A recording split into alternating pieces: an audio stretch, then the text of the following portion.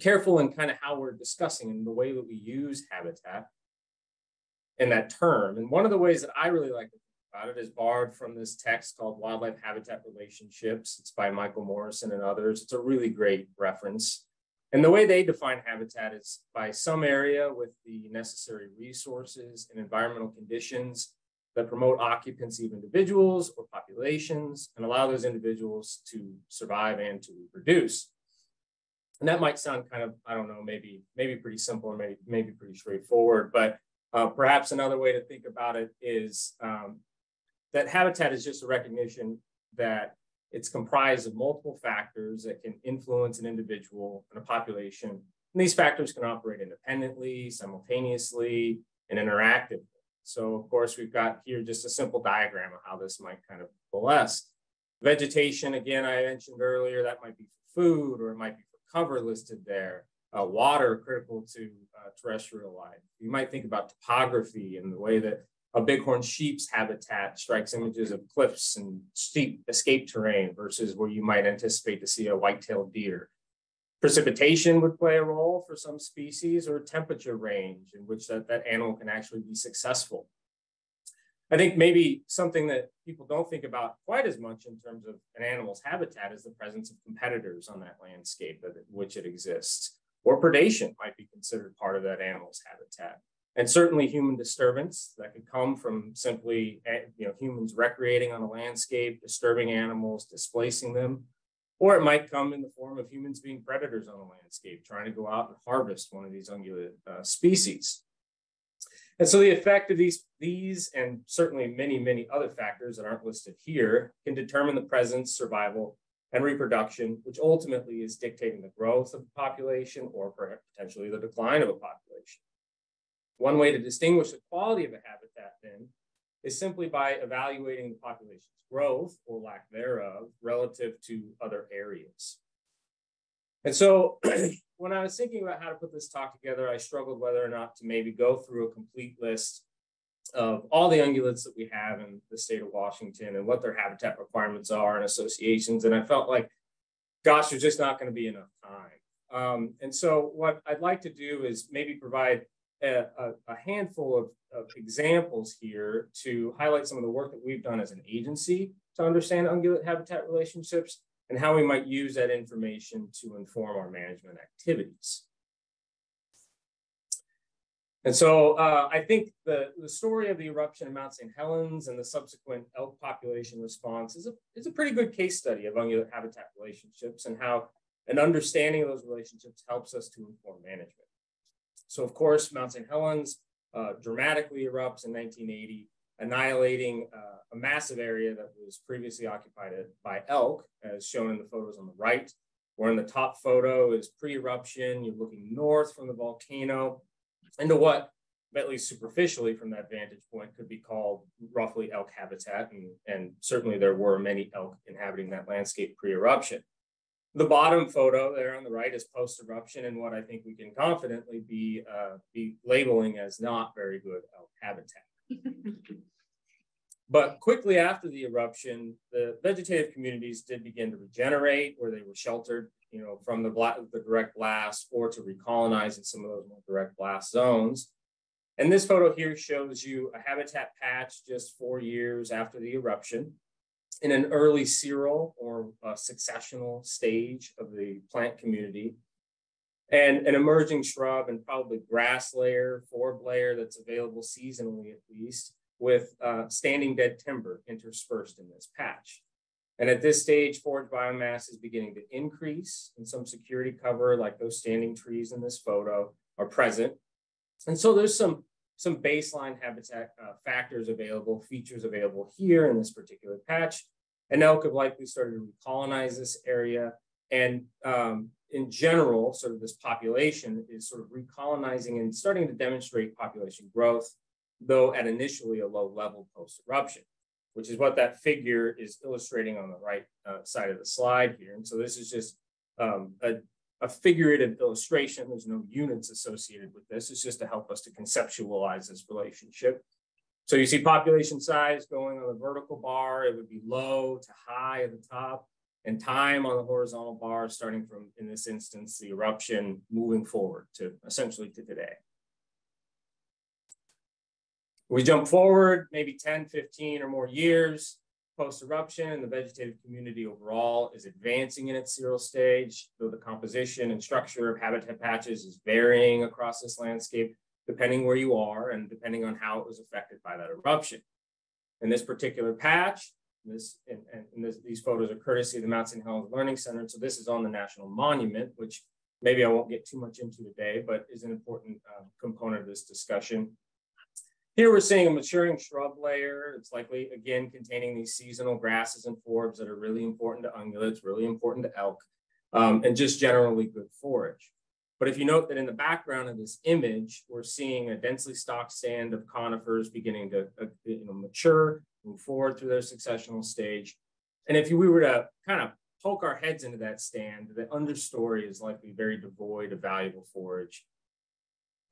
In other areas of the landscape, especially in those national forests and private timberlands, we're seeing a landscape that's largely comprised of single-aged Douglas fir stands because they were replanted. There was some harvest that occurred, and that species was replanted for timber production. And so for elk, the time frame of about 5 to 15 years post-eruption is a real boom period. There's a lot of abundant forage resources. There's relatively restrictive harvest management, at least at the beginning of that post-eruption phase. And the population's expanding so much so that you're seeing exponential growth. And again, that's just illustrated there graphically on the right. So as time continues, so too does the advancement of seral stage. And in this patch, we see still a varied vegetative community of shrubs, and likely we've got those seasonally available grasses and forbs. Elsewhere, much of the grass forb and grasses and forb and shrub communities are overtaken by single-age stands in a canopy closure stage, similar to what you see in the background of this photo here. And broadly speaking, as the forested habitats of this elk herd area do advance in their seral stage, they increasingly block sunlight from reaching the understory. And that forage biomass, that high quality forage biomass in shrubs, forbs, grasses is beginning to decrease. Around the same time, the population is probably exhibiting a slowed growth rate, though we don't have great population measures available during this period. The population also remains quite large, though, as despite a slowing in its growth rate, we do have a very large population of elk on the landscape, as illustrated again here on the right side of this figure. I'll talk a little bit more about that in a moment. On the ground, our biologists are documenting evidence of strong resource limitations in this population at this time. As I showed in the last few slides, we've got plant succession, changing the habitat, particularly in relation to forage availability, forcing a large population of elk to compete for fewer and fewer resources. And in some instances, just using literal small islands of habitat. As you can see in this photo on the bottom here, if you can't see that very well, there are elk just sitting out there on that, the Toutle River in a small patch of habitat. Managers and biologists are also documenting an apparent herbivory impacts on the landscape. We're seeing conifers that are being eaten down to the main stem. We're seeing episodic high overwinter mortality shown in the top two photos, which in general is a sign of a pretty severe nutritional limitation, especially given the relatively mild climate of southwestern Washington. These observations motivated the Department of Fish and Wildlife to reduce the population through regulated harvest and to initiate research to better estimate abundance and understand how habitat is influencing this population's survival and productivity. While I can't cover the research too much and in great depth during this presentation, I don't think the conclusions will be too surprising. In the initial research period, we used body measurements from captured elk to estimate the late winter body fat, which in this instance was a little less than 6% across all animals, and indicative of a fairly strong nutritional limitation. You would anticipate seeing that at least probably 4 or 5% more in maybe a healthier population. Pregnancy rate, which is largely a function of nutritional condition, was just 67%, which is normally more like something like 90% in other populations. We used radio collars to estimate survival and found that survival ranged from about 85% in the early few years of this research and dropping to just 52% in the last year of research, a consequence at least partly associated with an intense drought and following an intense winter. Lastly, toward the end of this initial research, a new and unprecedented disease that we now call treponeme-associated hoof disease emerges. And this disease rapidly achieved high prevalence in this population relative to any other affected elk herd in the state. So unfortunately, I also don't have a whole lot of time to cover the story of hoof disease in depth, though fascinating it is. But in short, after its emergence in this population, the population continued to decline despite harvest adjustments that were intended to then promote stability. Additional research was initiated to investigate the relationship of population performance, habitat, and this new disease. And while this analysis is still being finalized, similar to the initial research, we found low levels of body fat, this time using ultrasound techniques, as we see in the photo of this right, our great wildlife veterinarian, Dr. Kristen Mansfield. And found that we found body fat percentages of 6.5% for healthy animals, or those animals without the disease, and 4.8% for animals with the disease. This was also documented earlier than the work we did in that initial research earlier in the winter, and cementing, I think, a conclusion that this population is nutritionally constrained. And as we would expect, those pregnancy rates are depressed. We saw 75% in those healthy individuals versus 48% for those animals that had the disease. And survival was 84% for those animals without the disease, and just 63% for those diseased individuals. So you add in a history of variable elk harvest management, you add in a varied habitat structure by ownership across this landscape, and it gets to be a fairly complicated story. But I do think that taken together, we can feel pretty confident that these investigations did document a chronic habitat limitation that was and remains apparently mediated through nutrition, while also interacting with environmental conditions and other factors in complex ways that all together influence population performance. And so, for example, it appears that poor overall nutritional condition of this population may explain the high prevalence of hoof disease in this elk herd, which is more than 3 times higher relative to any other population in Washington. Okay, so to maybe try to summarize a bit what I just showed you in just one slide here is I'll bring back this figure. And this just demonstrates what we call density-dependent growth. And initially, population growth is limited, but has good habitat, and the population then grows quite rapidly in the center part of this figure. This is sort of the eruptive or the exponential phase of population growth. The ability for that habitat to support animals in a high population is not unlimited, of course. There's always some upper limit. And what we generally refer to as that upper limit might be, just referenced generally as carrying capacity. And that's what that horizontal line there is. So you can see as the population grows, that growth rate begins to slow and the size starts to level off against carrying capacity, at least in a theoretical framework. So at this stage, we have a high density of animals, competition for limited resources, resulting feedbacks like poor nutritional condition, poor productivity, survival, ultimately impacting population growth. I do want to stress, though, that we don't actually know if this population exceeded its habitat's carrying capacity, because it's really kind of a tricky thing to quantify. And the idea of carrying capacity is probably not static in time. But there are indications of feedbacks associated with high density of elk on this landscape that are consistent with at least the theoretical definition of density dependence. And it's I think, a useful framework for conceptualizing the elk habitat relationships at Mount St. Helens. So today, there are roughly just 1/3 of the elk in the surveyed area relative to about a decade ago, a result of population declines up until about 2019, where abundance appears to have, kind of flatlined and stabilized.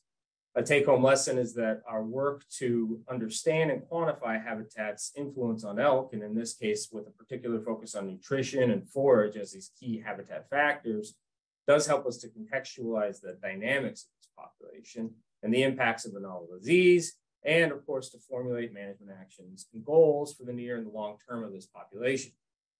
So as an agency, we're always constantly working to improve habitat by promoting high quality forage through direct planting, through seeding, and the treatment of competing invasive species. We also actively work to improve forest conditions on our managed lands to promote forest production, and we work with our neighboring land managers to do the same on their properties. We previously had liberalized harvest to reduce this population, given our understanding of nutritional limitations here.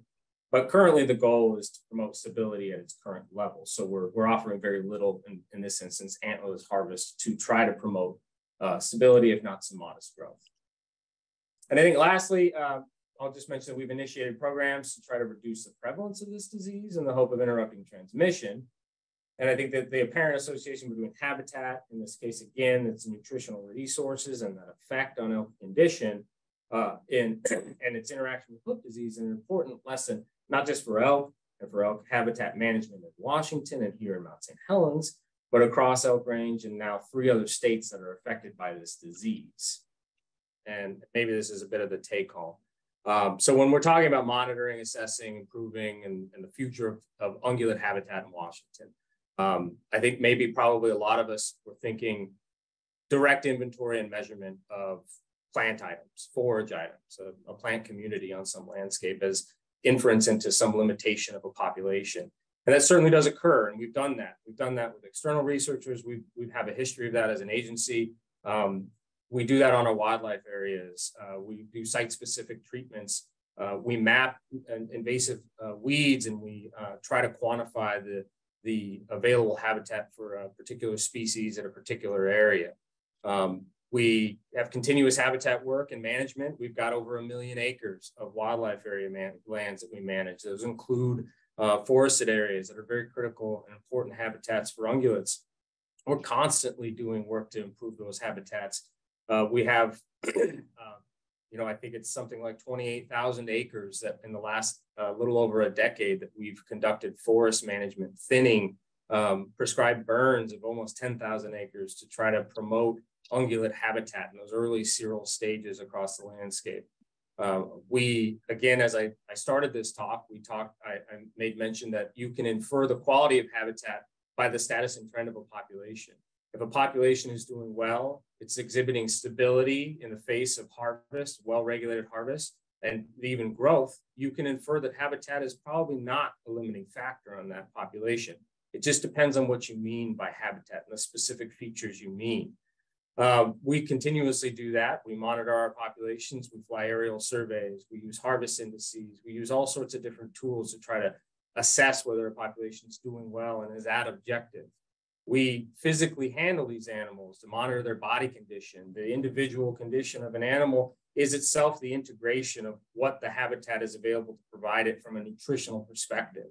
We then put radio collars on them. We monitor their survival. We're able to infer whether or not they're able to meet their needs and do well and identify some of these known fake causes that I think we probably talked about earlier in some of these predator-prey discussions. If an animal's dying of malnutrition, that might show you we might have forage resource limitations. We also look at reproduction. An animal population like Mount St. Helens is doing poorly, has poor pregnancy rates, is itself also a good indication of perhaps some habitat limitation. The trick is identifying what that limitation is. Now, in those instances, it might be nutrition, but it might well be some other feature that's out there on the landscape. We use those radio collars and GPS collars to have an animal tell us about its space use. And we use GIS techniques and sophisticated spatial models, statistical models that I think I heard some folks talk about earlier to look at an animal's telling us how it's selecting things on a habitat. What are those most important parts of a habitat that it needs to use? And then you can use that information to cast it out into other areas and to quantify the availability of those habitat resources and to understand whether you might have some kind of limitation, or maybe to understand where you might need to focus your preservation and conservation efforts. Through priority habitat mapping. What I skipped over was corridor mapping, trying to inform road use and human development, and create wildlife crossing structures to ensure the connectivity of important habitat resources on a fairly large landscape. And then, of course, we work a lot on joint ventures and through shared stewardship across the state with lots of NGOs and private partnerships to improve habitat, to conserve habitat. And usually for ungulates, what we're talking about is those plant communities, but I want to stress that there's more than just those plant communities that we need to be focused on. And we've done that in the past, we do that now, and we will continue to always do that and embrace new technologies and new techniques as they become available. but of course, balancing that with the always never-ending kind of limitation of funding and budget, and you just work within the means of a relatively limited budget to conduct these things and make inferences about whether or not habitat may be a limitation of a particular population. Does that help?